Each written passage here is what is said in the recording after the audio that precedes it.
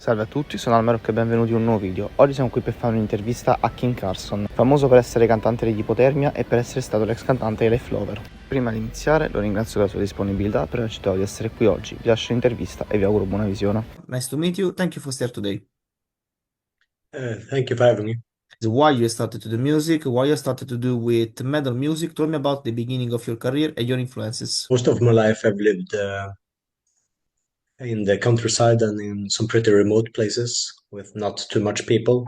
And I've always felt a deeper connection to nature than humanity. So that's always been something like a drawing force for me. And then naturally over time, that became my main influence and inspiration for pretty much anything I do.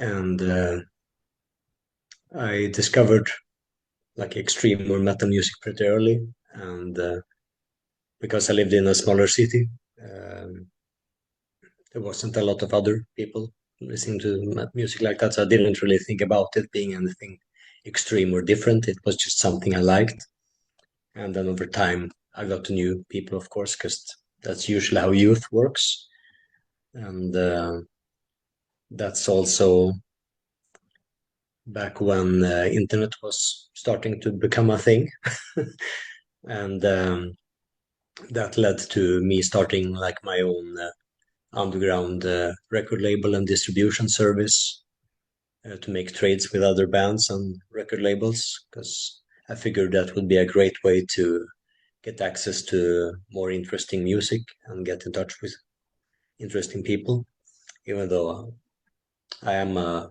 misanthrope at heart. When it comes to like, deeper, interesting discussions or subjects, then that's a that's a completely different thing. But then I moved out to the countryside, so from a city of 15,000 people to about 400 people. And after I lived there for a while, I moved to a village with about 200 people.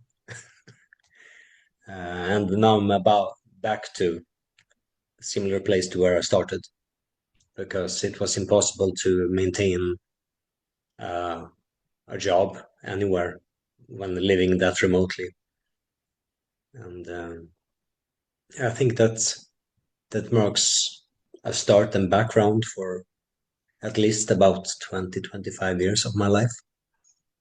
Talking about your first bands and about your story with Lifelover. Hypothermia started at the same time as I was starting my record label. So it was mainly to release my own music, but also music from a few other people that I thought were doing interesting things, which back then was a band called, or project called Durthang. And that's from my second drummer, Nachtzeit, who has Luster, which is pretty much more by now, I guess. And it took me a couple of years before I found my first drummer. That was like between 2001 and 2003.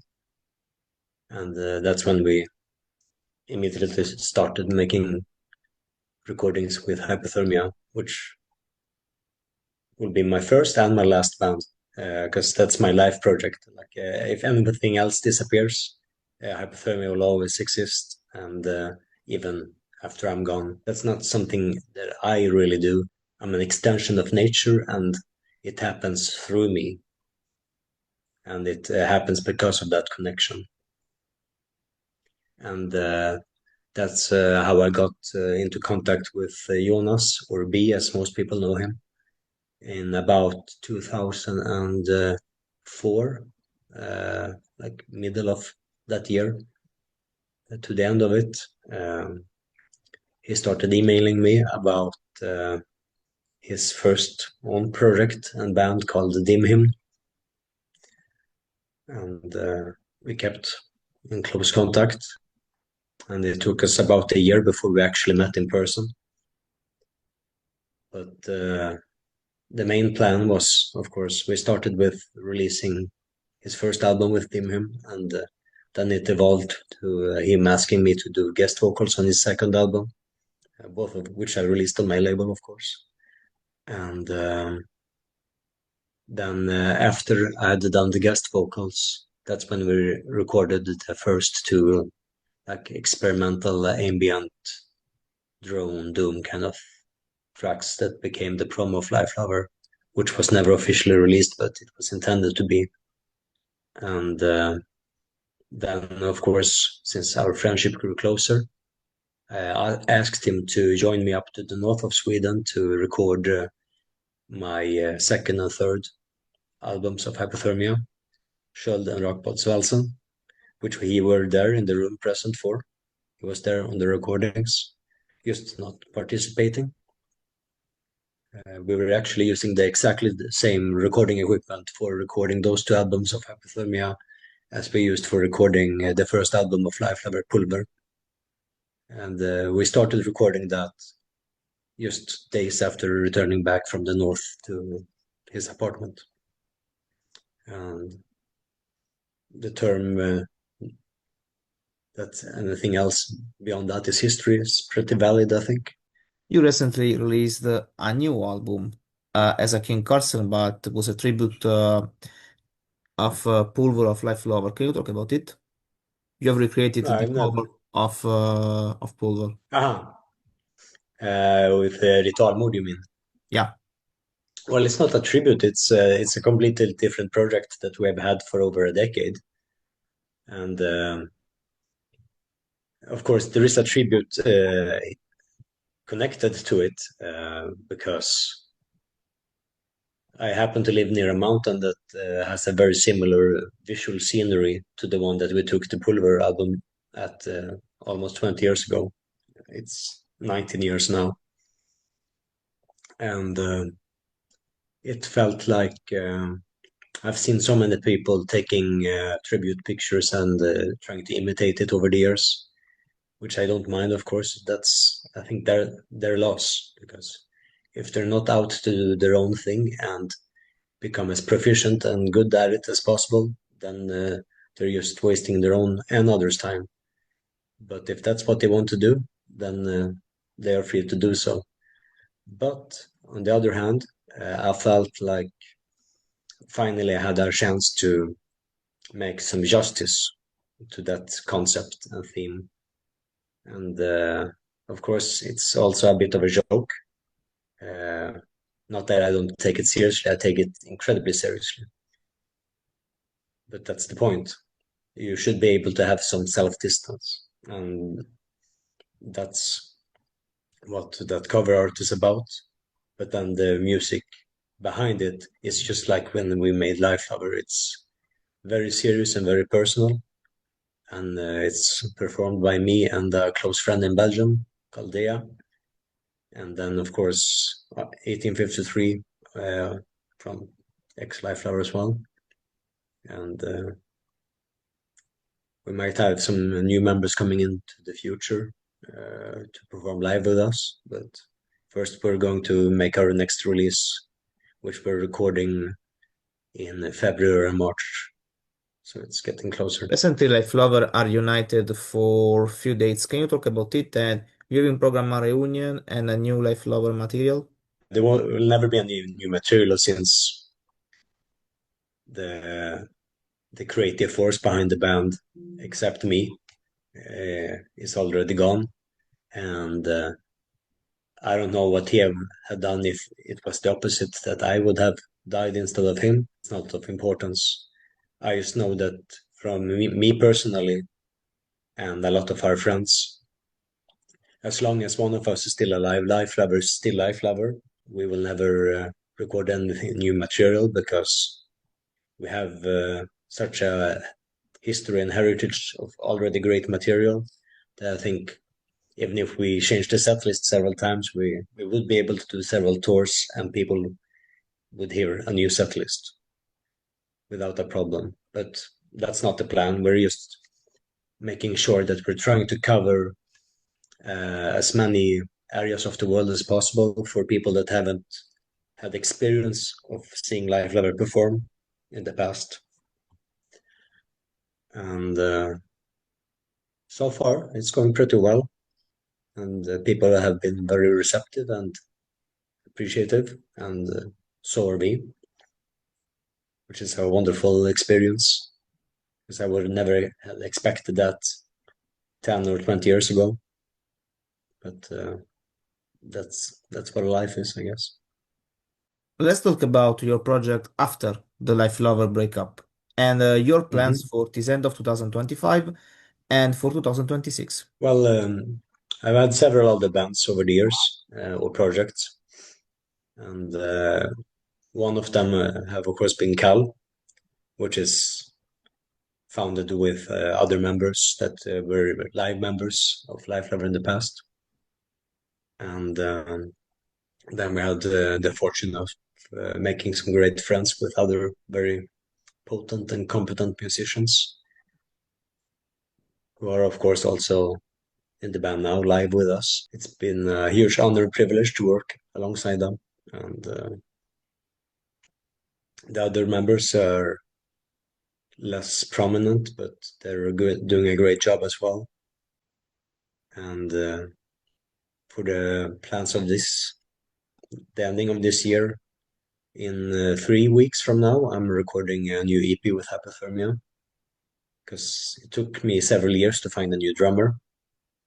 Because to me, having a drummer is not just about being good at what you do, but you're supposed to be well educated and well balanced, interesting and kind, solid person. And if I'm going out on the road with you and touring with you, I need to be able to stand you. Uh, I shouldn't have the feeling of wanting to punch you in the face. I prefer a beer in silence or a hug or both. So that's the kind of crew that we're working with right now. That just very down to earth, competent people that are really devoted to making the best music possible or the best art possible, which is even better in my opinion. And then for next year, we're just gonna keep going. How your life philosophy concern your music and your lyrics? I spend a lot of time in nature when I'm not at work, and when I work a lot. But that's the same philosophy as I have with my music. That's why I was so active when I was younger, because I quit all my jobs to focus on black metal, because that's how important it is to me. To me, it's not just music; it's a lifestyle. It's fine if people don't understand that, but like many other things, do consider it their loss because they're really losing a big aspect of what black metal has to offer. But to me, there is nothing that is not connected by it or to it. Like every step I take when I'm out in the forest or near other bodies of nature like water or mountains or anything that breathes and speaks to me, uh, I'm just incredibly inspired. And it's a blessing and a curse because I hear music everywhere. I maybe write 2 albums every year, but I don't have the time to record them. So the rest is waiting. Unfortunately, I'm really, really, really patient. What about the choice of Life Lover to combine black metal with other influences? And what about the concept of depressive black metal in the band? You are known for on the stage, for cut, for blood, for all this imaginary in Life Lover. Why this choice? I've never cut on stage, only backstage, because to me it's not a part of a show. It's a personal ceremony that amplifies anything else that you're feeling. And I think that's if anyone does it, that's why they should do it. It should be from a point of perspective of discipline and self-improvement. To me, it's not about being self-destructive. It's about self-empowerment. A reason why we're mixing different aspects of metal is that we have a lot of influences, and in many aspects, it didn't feel like other people were doing what we were doing, and we were doing it not for the sake of just doing it, but because we were making music that we ourselves wanted to hear. And I think that should be an important part when you're making any kind of art. That if you're missing something in the world, sure, you can keep looking for it forever, but if you really want to make it happen, then it's on you. Especially if you're walking around with regrets about not doing something. I think that's a very unfortunate notion in the lives of many people. And that's why we were doing some pretty experimental or different combinations of music for that matter, that we wanted to see how far we could push ourselves and make something as interesting but also great as possible. Let's talk about your memories about B and what do you think about his death? Well, I spent a lot of time with him. And, I was one of the few people, few of his friends that were frequently visiting him when he moved from Stockholm to another city, which is where he both completed the majority of the recording of Konkurs, which makes it a special album because it's a transfer of moving from Stockholm to a smaller city, and it's also the city where he recorded the last album. So it has quite a significance. But also he moved back to Stockholm for a while, and that's also connected to that album. So they are they're about the passage of time and different places and people that also were there to inspire it, uh, with a lot of self growth and natural aggression or frustration that comes with trying to cope with a new environment and new people. But also to some extent, the relief of being away from everything that might remind you, like if you've lived in a place for a really long time, it might feel like it's dragging you down because you have so many memories connected to it. And I think that's one of the reasons why people have vacations, because then they have a little break from everything that's otherwise bothering them.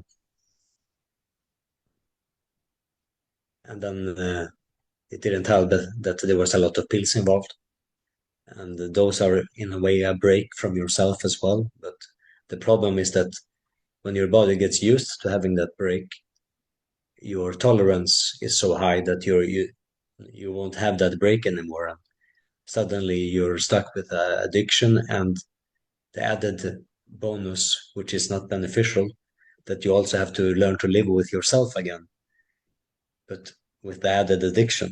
And that's a pretty terrible place to be. And I always did what I could to help him. But then in the end, I think every person's destiny is in their own hands. And if you don't want help, you won't be able to receive it. And that was one of the reasons why he, in the end, disappeared, because he tried to do things his way, and maybe it would have worked, but we were unlucky, and yeah, he didn't wake up. Are you dancing the stage with you sing the Life Lover song? I've gotten that question a lot of times, and the most simple and basic answer I can give to it is that if I just stood in front of a microphone like most metal vocalists do, I would just feel completely ridiculous, which in context to what we're talking about doesn't make sense to a lot of people because they think what I do is ridiculous.